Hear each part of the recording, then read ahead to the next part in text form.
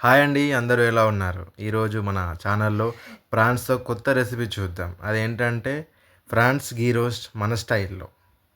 ముందుగా half KG ఫ్రాన్స్‌ని నీట్‌గా కడిగి ఒక బౌల్‌లో తీసుకొని మ్యారినేట్ చేద్దాం. ఆ మ్యారినేట్ కోసం 2 స్పూన్ల పసుపు వేసుకుంటున్నాను. 1 స్పూన్ జీలకర్ర పొడి వేసుకోవాలి.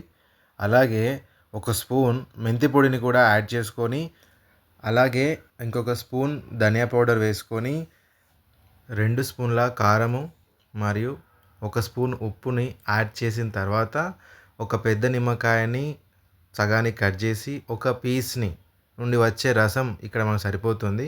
ఒక లెమన్, ఒక హాఫ్ పీస్ ఆఫ్ లెమన్‌ని ఇక్కడ నేను యూజ్ చేస్తున్నాను.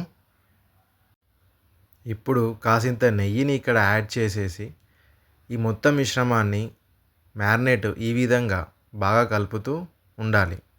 ప్రతి ఒక్క ముక్కకి ఈ మిశ్రమం మొత్తం పట్టే విధంగా కలుపుకోవాలి.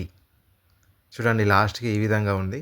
ఇప్పుడు మనం స్టవ్ ఆన్ చేసేసి ఇక్కడ ఒక ప్యాన్ పెట్టేసుకొని, ఇందులో సరిపడా నెయ్యిని యాడ్ చేసేసి, వేడైన తర్వాత అందులో ఒక్కొక్క ఫ్రాన్స్ ముక్కల్ని ఈ విధంగా వేస్తూ ఉండాలి. అన్నట్టు చెప్పడం మర్చాను, ఇక్కడ మనము మ్యారినేట్ చేసిన మిశ్రమంని మనము ఒక 15 మినిట్స్ 30 మినిట్స్ అలా పక్కన ఉంచాలి. ఆ తర్వాత ఇక్కడ రోస్ట్ చేయడానికి ఈ వేడైన గీలో వేసుకోవాలి. తర్వాత ఒక లిడ్ని పెట్టేసుకొని ఈ విధంగా ఒక 1-2 మినిట్స్ ఉంచితే అది ఇంకా చాలా బాగా కుక్ అవుతుంది. సో చూడండి ఇప్పుడు ఎలా కుక్ అయిందో, చూసారు కదా. ఇప్పుడు ఒక్కొక్క పీస్ని మనం ఈ విధంగా టర్న్ చేసుకోవాలి. 2 వైపులా కాలితే టేస్ట్ చాలా బాగుంటుంది. ఒకే వైపు మాడుతూ ఇంకో వైపు మాడకుండా అలా ఉండదు. సమానంగా 2 వైపులా సరిగ్గా కాల్చుకోవాలి. చూడండి ఎంత బ్రౌన్ కలర్‌లో, రెడ్ కలర్‌లో వస్తున్నాయో అలా రావాలి.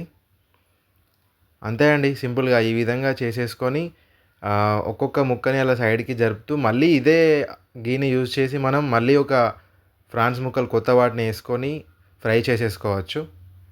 అంతే అండి, ఈ విధంగా వాయి పైన వాయిని వేసి ఫ్రాన్స్ గీ రోస్ట్‌ని ఈజీగా చేసుకోవచ్చు.